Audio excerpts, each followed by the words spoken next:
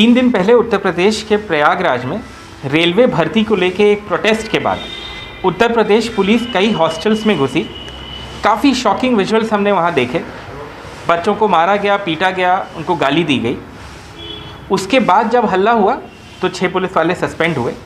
लेकिन एक चीज़ इससे शायद एक पॉजिटिव अगर हम निकाल पाएँ तो ये था कि जो उत्तर प्रदेश जैसे बड़े राज्य में जॉब्स की क्राइसिस है, नौकरियों को लेके कवायद है, उस पर फिर से फोकस आया। इलाहाबाद या प्रयागराज जैसे इसको आज बोला जाता है, ये उत्तर प्रदेश का एक कोचिंग हब है। यहाँ पे बहुत सारे बच्चे गांव देहात से कोचिंग के लिए आते हैं और वो कई साल यहाँ बिता देते हैं सरकारी नौकरी के लिए। हम एक हॉस्टल में हैं जहाँ पे कई सारे बच्चे बाहर से आके पढ़ाई करते हैं और हम कुछ बच्चों से बात करना चाहते हैं और आपको ये दिखाना चाहते हैं कि वो लोग यहाँ कैसे रहते हैं। मैं इस कमरे में घुस जाता हूँ, ज़रा बस ये जूता निकाल लूँ।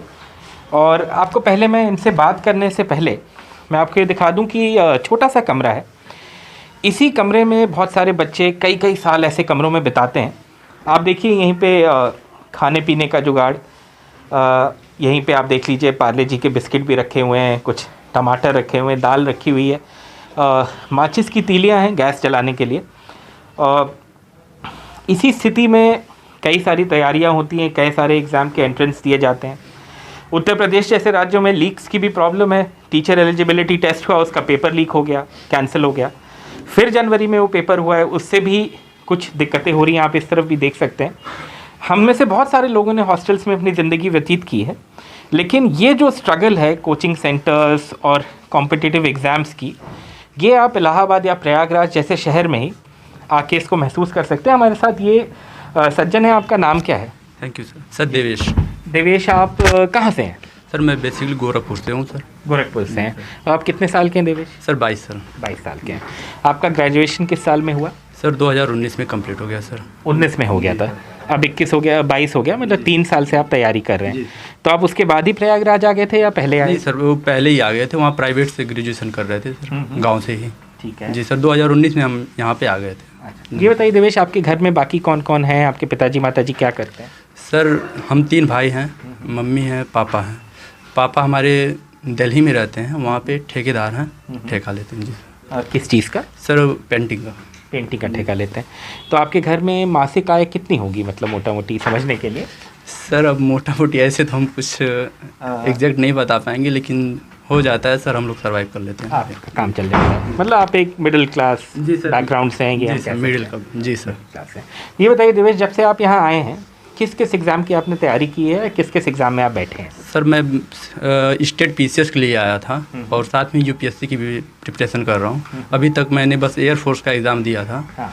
उसमें मेरा मतलब कुछ कारणों से नहीं हो पाया। तो मैं फिर से किसी भी एग्ज़ाम के लिए अप्लाई नहीं किया हूँ। तो अभी फ़िलहाल आप एक एग्ज़ाम में बैठे हैं यहाँ पे? ठीक है।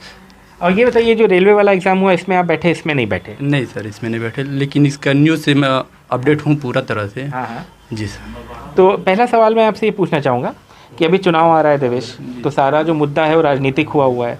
आपको क्या लगता है कि ये जो नौकरियों का मुद्दा है, क्या ये एक राजनीतिक मुद्दा है हमारे पॉलिटिकल पार्टीज़ के लिए कि नहीं है?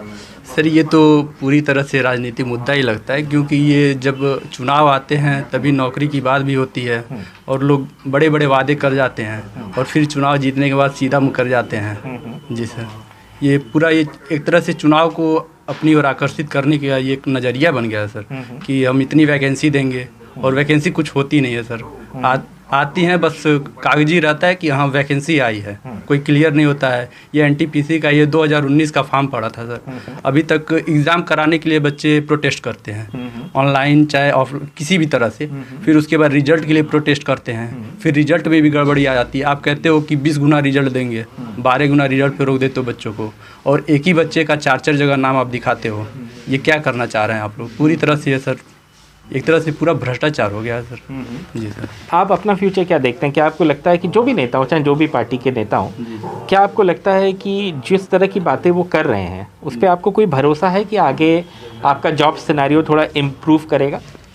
सर अभी तो फिलहाल ऐसा कोई भरोसा लायक लगता ही नहीं है सर। कोई भी नहीं? जी सर, जो भी आता है सब मुकर जाते हैं सर। वो लोग बस अपना चुनावी फ़ायदा देखते हैं, बच्चों के बारे में कोई कुछ नहीं सुनता है सर। जी सर। ऐसा क्यों कह रहे हैं? बहुत लोग, जैसे योगी जी कहते हैं उन्होंने 4 लाख नौकरियां दी, अखिलेश जी ये कहते हैं कि हम आएंगे तो हम और नौकरियां करेंगे, कुछ शायद मेरे ख्याल से उन्होंने कोई अनाउंसमेंट भी की थी कि इतने लाख नौकरियां करेंगे। तो सर अगर इतनी अगर नौकरियां लगती तो ये रेलवे में 2-2 करोड़ के करीब फार्म नहीं पड़ते हैं सर। ये बेरोज़गारी का लेवल दिखाता है सर कि कितना हाई लेवल का बेरोज़गारी है यहाँ पे। अब ये बेरोज़गारी का आंकड़ा भी प्रदर्शित नहीं करना चाहते हैं कि देश में बेरोज़गारी कितनी है। जी सर। कुछ लोग ये कहते हैं, जैसे हम लोग जब इस तरह की स्टोरीज़ करते हैं, आप जैसे लोगों से बात करते हैं, तो मैंने देखा है यूट्यूब पे बहुत सारे लोग ये भी कहते हैं कि भाई आप इन लोग से क्यों नहीं पूछते कि ये प्राइवेट नौकरी क्यों नहीं करते, क्यों सरकारी नौकरी के पीछे पड़े हैं। तो मैं उन लोगों की तरफ से आपसे सवाल पूछता हूँ कि प्राइवेट नौकरियों की तरफ आप लोग क्यों आकर्षित नहीं होते? सर पहली बात तो प्राइवेट नौकरी में कोई भरोसा रहता नहीं है कि फ्यूचर में होगा क्या आपका, उनके ऊपर है, आपको कभी भी निकाल सकते हैं, बेवजह भी निकाल सकते हैं सर।